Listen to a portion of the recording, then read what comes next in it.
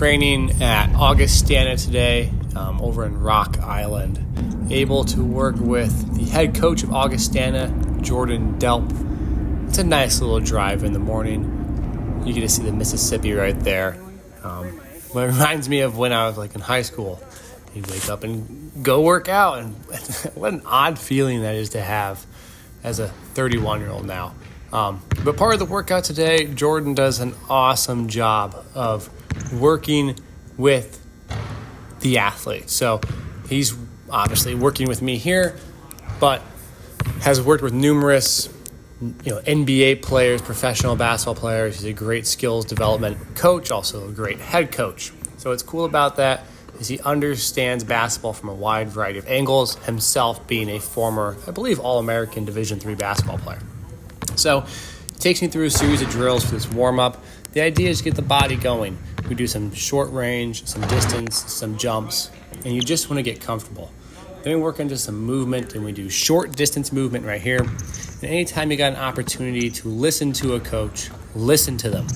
You might not always agree with what they say, and that's totally normal. No one is ever going to say anything that is 100% agreeable.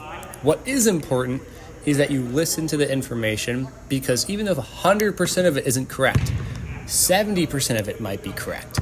And you can take that 70% and use it. Or maybe they say something that you don't use that same terminology. And so when you listen to someone and you hear something that sounds familiar to something that you might do, but you use something different to describe it, ask, because you guys are trying to speak the same language here. So go through a series of shooting drills, working on moving forward, back, side to side. And people ask me, Max, when I watch your workouts, you just shoot the basketball. Where's the ball handling at? Where is all the off-the-dribble moves? The reality is that is not a role that I will play. And the reality is, for most athletes, that's not a role they're going to play. I know it looks cool. I know you see guys in the NBA and whatever professional level do cool moves. The majority of their points and scoring and effectiveness does not come from cool moves. So if you're trying to work on your game and actually get better, you want to do things that are going to be the largest explained responsibility for your success.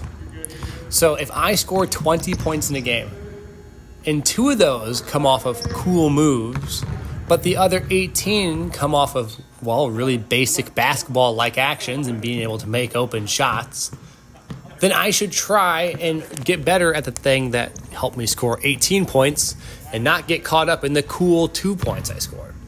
So that's what you see here, is a variety of shots, patterns of movement, but all centered around a very specific role, that of me being a catch-and-shoot shooter.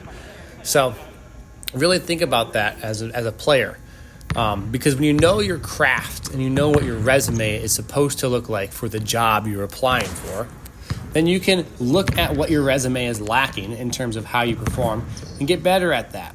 So a lot of the movement shooting that you see here, even though it is off the move, it's off the move in the sense that it's related to that specific basketball action. Now, later in the day, I still wanted to get a lift in.